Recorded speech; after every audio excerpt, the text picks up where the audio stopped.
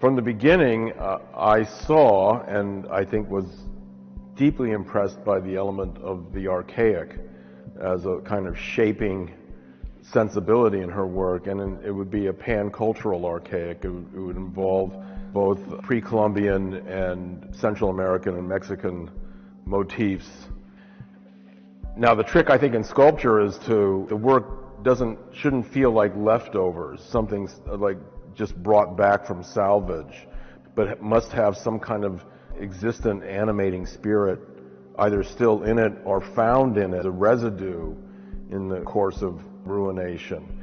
And I think that really gets to what is so vital in Ruth's work. Sculptures and the ensemble installations are alive, they're active, they're activated. And I think the installation in this wonderful survey is very careful to give pieces room, partly because I think, not just because they're shown off to best effect because of the lighting, but because of that principle of activation that exists inside them. Spaces here at Mana Contemporary are very grand, they're Dia-like, and you have lighting and space options that smaller spaces just don't have. So Sunny was able to install work in different states of lighting. So the innate theatricality of the work be brought forward. So you have rooms of shelves where the smaller pieces might be on shelves, or many smaller pieces might be on shelves in a kind of dim light, and you have a feeling of going into a Mithraic temple or going underground in some Chinese archaeological site, I come away with a sense of holistic practice that's always evolving. So, yes, it's spiritual, but everybody reacts there's a difficulty there, which is to sentimentalize something. There's a physicality here that's unsentimental, and a roughness that's unsentimental, even as there's an elegance that suggests aesthetic conciseness, concision. It's a wonderful mix in Ruth of found materials that are left in their raw and native state, and an understanding of concrete, plaster, which are traditional or modern materials for sculpture, but how they can, in a way, transcend their neutrality. When she has objects that are very specific and generic at the same time. She uses materials that are neutral and yet take on a kind of almost poetic specificity with her handling of them. So that, in particular, that interaction of found carton with poured concrete or plaster, it's a real intersection of highly generalized, very personalized, art historical, artistic, craft-oriented, and post-industrial, banal, quotidian.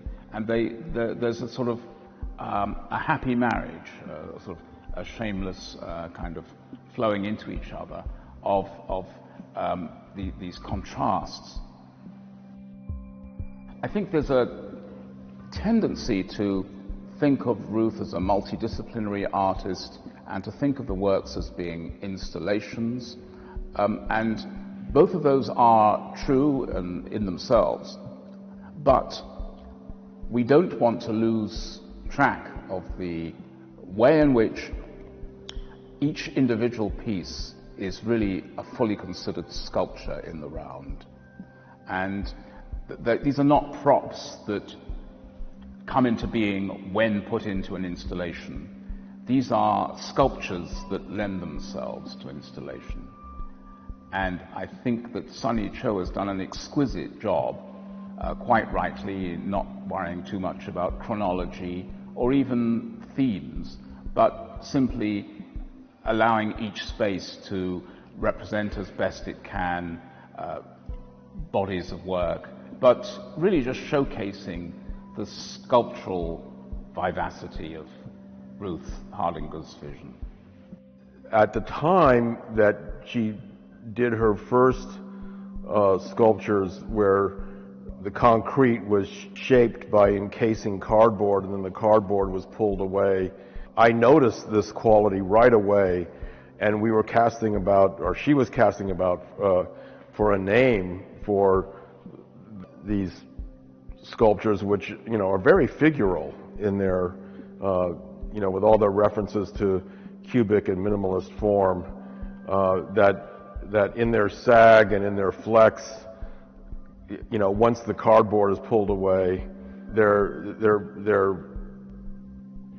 awake in some way, and they seem to have a kind of salutary presence. I was just moved to suggest the title Envoys for them, and that became the name of the group of work.